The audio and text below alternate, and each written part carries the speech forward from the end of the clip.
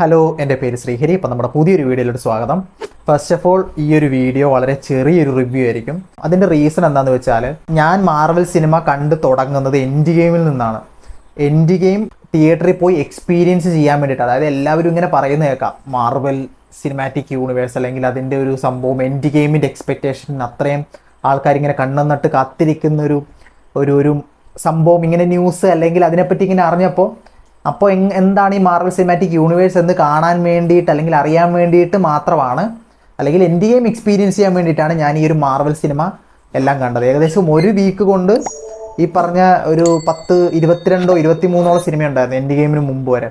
അതെല്ലാം അങ്ങനെ കണ്ട് മാർവൽ ഫാനായ ഒരു വ്യക്തിയാണ് ഞാൻ. സോ പണ്ട് മുതലേ ഇതൊക്കെ കണ്ട് അത് മനസ്സിലുള്ളിൽ അതിനെപ്പറ്റി പഠിച്ച് ക്യാരക്ടേഴ്സ് എന്താണ് അല്ലെങ്കിൽ ഇതിനെപ്പറ്റിയുള്ള ഫുൾ ഡീറ്റെയിൽസ് അറിയുന്നവർക്ക് എന്നെക്കാളും നല്ല അറിവുണ്ടാവും. കൂടുതലും ഞാൻ എക്സ്പ്ലെയിൻ ചെയ്ത് കുഴപ്പിക്കേണ്ട അല്ലെങ്കിൽ അവർക്ക് മനസ്സിലാക്കി കൊടുക്കേണ്ട ആവശ്യം എനിക്ക് തോന്നിയില്ല.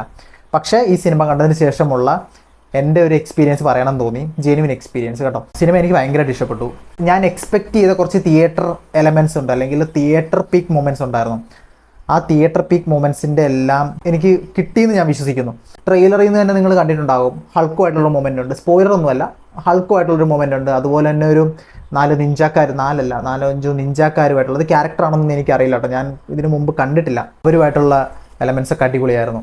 ഒരു ഫൈറ്റ് സീനൊക്കെ ഉണ്ട്. അതുപോലെ തന്നെ ഈ സ്പൈഡർമാൻ മറ്റൊരു ഗ്രേ ഷെയ്ഡ് അല്ലെങ്കിൽ അദ്ദേഹത്തിൻ്റെ എക്സ്ട്രീമിറ്റി കൂടുന്ന ആ ഒരു ഹോർമോണൽ ഡിഫറൻസ് കൊണ്ട് പുള്ളിക്കാരൻ്റെ ടെമ്പർ മാറി, അങ്ങനെയും പറയാം.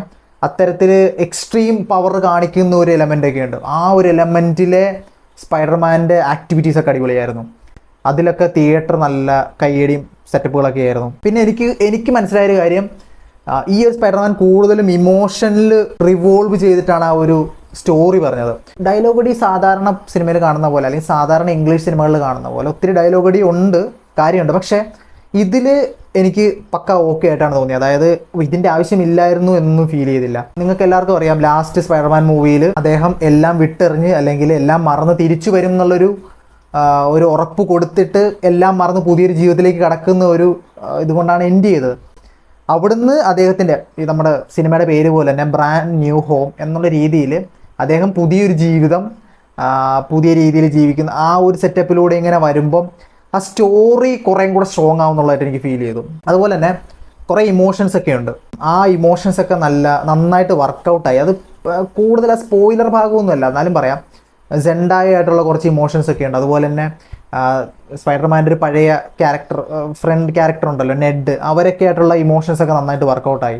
അത്തരത്തിൽ ഭയങ്കര സ്ട്രോങ് ആയിട്ട് നന്നായിട്ട് ഈ ഒരു സിനിമ എഴുതാൻ പറ്റിയിട്ടുണ്ട്. ഇതിൻ്റെ ടെക്നിക്കൽ ക്രൂ ആരൊക്കെയാണെന്നുള്ളത് ഞാൻ കൂടുതലും ചെക്ക് ചെയ്തില്ല കേട്ടോ. കാരണം ഞാൻ പറഞ്ഞില്ല, ഞാൻ അധികം ഇത്തരം കാര്യങ്ങൾ അപ്പാർട്ട് ഫ്രം റൂസോ ബ്രദേഴ്സ് എനിക്ക് അധികം ആരാണ് മാർവൽ ഇത് ഡയറക്റ്റ് ചെയ്ത് അങ്ങനത്തെ ഒരു ഡീറ്റെയിൽസ് അറിയില്ല. ഞാനിത് എക്സ്പീരിയൻസ് ചെയ്യാൻ വേണ്ടി മാത്രം പോയതാണ്. എക്സ്ട്രീം മാർവൽ ഫാൻസൊക്കെ ഭയങ്കര ഡീറ്റെയിലിംഗ് ആയിട്ട് ഇതിനെപ്പറ്റിയൊക്കെ പഠിക്കുന്നുണ്ടാവും. അതായത് എന്താണിത് സംഭവം ഇതാണെന്നൊക്കെ.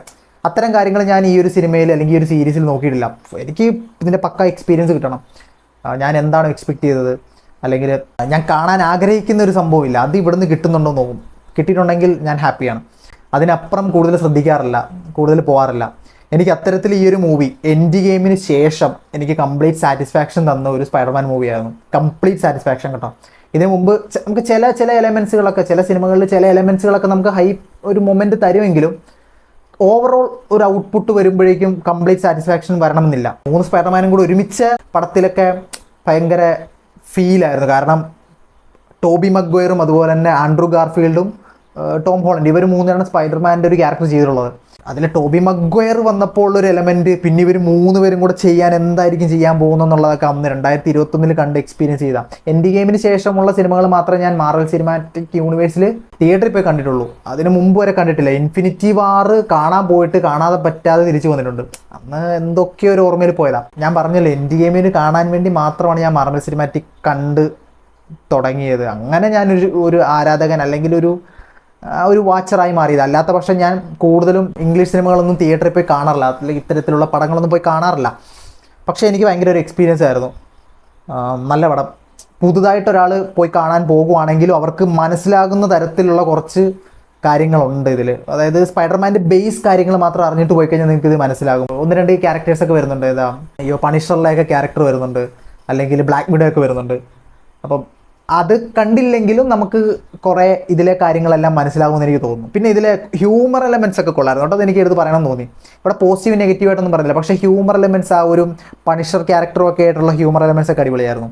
കൊള്ളാം. അത് ലാസ്റ്റൊക്കെ ഒരു സാധനമുണ്ട്, ഒരു ഹോസ്പിറ്റലിൽ വെച്ചൊക്കെ ഉള്ള അതൊക്കെ ഭയങ്കര ഭയങ്കര ഇമോഷണലി ചെയ്യുന്നതാണെങ്കിലും നമുക്കതിൽ ഹ്യൂമർ സംഭവം കിട്ടുന്നുണ്ടായിരുന്നു. അതാണ് ഞാൻ നേരത്തെ പറഞ്ഞത്, ഇതിൽ റൈറ്റിങ്ങിൽ അവർ നന്നായിട്ട് കോൺസെൻട്രേറ്റ് ചെയ്തിട്ടുണ്ടെന്ന് തോന്നി. തരത്തിൽ എനിക്ക് കംപ്ലീറ്റ് സാറ്റിസ്ഫാക്ഷൻ തന്നൊരു മൂവിയായിരുന്നു കേട്ടോ സ്പൈഡർമാൻ ബ്രാൻഡ് ന്യൂ ഹോം. എനിക്ക് കൂടുതലൊന്നും ഇതിനെപ്പറ്റി പറയാൻ അറിയത്തില്ല. ഞാൻ പറഞ്ഞല്ലോ, ഒത്തിരി ഇതിനെപ്പറ്റിയൊക്കെ റിസർച്ച് ചെയ്ത് കുത്തിയിരുന്ന് അടുത്ത പടം എന്നിറങ്ങും എന്നുള്ള ഒരു കംപ്ലീറ്റ് ഡീറ്റെയിലിംഗ് ഉൾപ്പെടെയുള്ള ഫ്രണ്ട്സ് എനിക്ക് അറിയുന്ന കുറേ പേര് തന്നെയുണ്ട്. ഈ ഒരു സീരീസുകളിൽ വരുമ്പോൾ എനിക്ക് അവരുടെ അത്ര അറിവൊന്നുമില്ല. അതുകൊണ്ട് തന്നെ കൂടുതൽ ഞാൻ എക്സ്പ്ലെയിൻ ചെയ്യാൻ നിൽക്കുന്നില്ല. എനിക്ക് ഭയങ്കരമായിട്ട് ഇഷ്ടപ്പെട്ടു. നല്ല തിയേറ്റർ എലമെൻറ്റ്സ് ഉണ്ടായിരുന്നു. നമ്മളെ ഇമോഷണലി ഹുക്ക് ചെയ്തു. എന്താണ് അവർ പറയാൻ പോയത്, അല്ലെങ്കിൽ എന്താണ് അവർക്ക് പറയേണ്ടിയിരുന്നതെന്നുള്ളത് നമുക്ക് ഈ ഒരു സിനിമ കണ്ടു കഴിയുമ്പോൾ മനസ്സിലാകും കേട്ടോ. ഇനി അടുത്ത് ഇറങ്ങാനുള്ളത് എനിക്കൊന്ന് ഡൂംസ്ഡേ ആണെന്ന് തോന്നുന്നു. ഡിസംബറിലാണ്. അപ്പോൾ ഇതൊക്കെ കേട്ടോ എനിക്ക് ഈ സിനിമേനെ പറ്റി പറയാനുള്ളത്. ഞാൻ പറഞ്ഞല്ലോ, ഇതൊരു ചെറിയൊരു റിവ്യൂ ആയിരിക്കും. ഞാൻ ഇതിനെപ്പറ്റി കൂടുതൽ, ഈ സിനിമ സീരീസിനെ പറ്റി കൂടുതൽ പറയാൻ ആളല്ല. ഞാൻ കൂടുതലും ഫോക്കസ് ചെയ്യുന്നത് ഇന്ത്യൻ മൂവീസാണ്. പറഞ്ഞല്ലോ, ഇതിൻ്റെ കുത്തിയിരുന്ന് ഇത്തരം സിനിമകളെല്ലാം കാണുന്ന കുറേ ടീംസ് ഉണ്ട്. അപ്പോൾ സിനിമേനെ പറ്റി എനിക്ക് ഇത്ര പറയാനുള്ളൂ കേട്ടോ. ഞാൻ നേരത്തെ പറഞ്ഞ പോലെ തന്നെ വളരെ ചെറിയൊരു റിവ്യൂ ആണ്. ബേസായിട്ട് കുറച്ച് കാര്യങ്ങൾ പറഞ്ഞു പോയി. എനിക്ക് ഇഷ്ടപ്പെട്ടത് എന്താണ്, അല്ലെങ്കിൽ എന്തൊക്കെയായിരുന്നു നല്ലതെന്നുള്ള സാധനങ്ങൾ ഞാൻ പോയിൻ്റ് ഔട്ട് ചെയ്തു എന്ന് മാത്രമേ ഉള്ളൂ. അപ്പം നിങ്ങൾ ഈ സിനിമ കണ്ടിട്ടുള്ളവരാണെങ്കിൽ നിങ്ങൾ കണ്ടതിന് ശേഷം ഇതിൻ്റെ അഭിപ്രായം താഴെ കമൻറ്റ് സെക്ഷനിൽ വന്ന് പറയുക. അതുപോലെ തന്നെ ഞാൻ പറഞ്ഞ കാര്യങ്ങളൊക്കെ നിങ്ങൾക്കും ഫീൽ ചെയ്തിട്ടുണ്ടോ എന്നും കമൻറ്റ് സെക്ഷനിൽ വന്ന് പറയുക കേട്ടോ. അപ്പോൾ നമുക്ക് അടുത്തൊരു വീഡിയോ ആയിട്ട് പിന്നെ കാണാം. ബൈ.